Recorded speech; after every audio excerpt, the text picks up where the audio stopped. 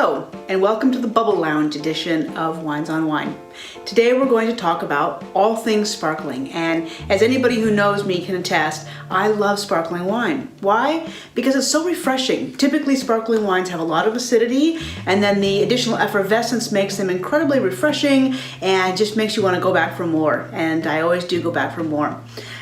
So there are many different styles of sparkling wine, of course. There's champagne. And as you've probably heard, all champagne is sparkling wine. Not all sparkling wine is champagne. It must come from the Champagne region of France in order to bear that name. That being said, there are champagne style wines out there. For example, our Lux sparkling wine. This is made in the champagne method. It goes through 2 fermentations. The first one being like typical still wine, and then the juice is going into the bottle with a little bit of yeast and sugar, which allow it to go through a second fermentation, making for a sparkling wine that also has an additional bit of a yeasty richness to it, which gives it that great complex flavor that you expect out of champagne. So our Lux sparkling wine is made with Chardonnay and Pinot Noir, which are coincidentally the same grapes they use in champagne, and it's absolutely delicious. It comes from Washington State. It's one of my favorite sparkling wines that we have. After that, we have our Prosecco, which is what I'm enjoying right now.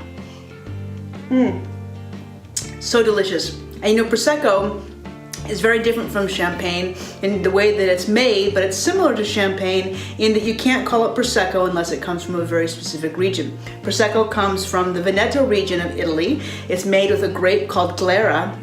And Prosecco is made in a style that's meant to be light and bright and fresh and fruity. It goes through a single fermentation in a method that's known as Charmat.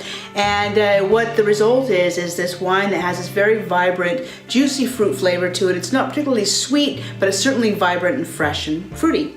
After that, we have our Blanc de Blanc. Blanc de Blanc is the French word for white of white. And this is made from 100% white grapes, in this case Chardonnay and French Colombard, which is actually the same grapes that are used to make cognac. And this is a gorgeous sparkling wine, really approachable, easy drinking, and a really great value as well. After that, I'm going to move on to our sparkling Moscato. And this is a wine, actually both of these wines here are inspired by great sparkling wines in Italy.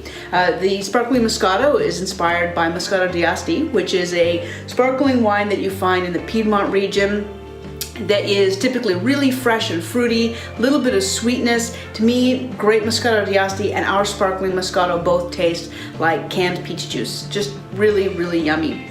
And then the final wine is our Scarletto, which is inspired by another wine from the Piedmont region of Italy that's called Bracchetto d'Acqui.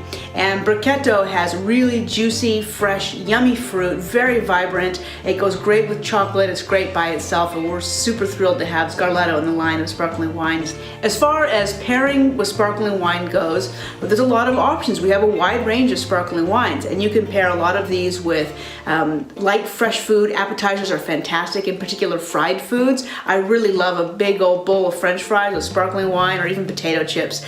Fried food is really a great combination with the acidity and the effervescence of sparkling wine. Some of these sweeter ones are really nice as dessert or with dessert, as long as they're very light and fresh and fruity desserts. And then our richer, fuller sparkling wines like our Lux sparkling, you can have this actually with an entire meal. It has enough body and enough weight to it to stand up to just about anything. So that concludes our edition today of Bubbles. Cheers!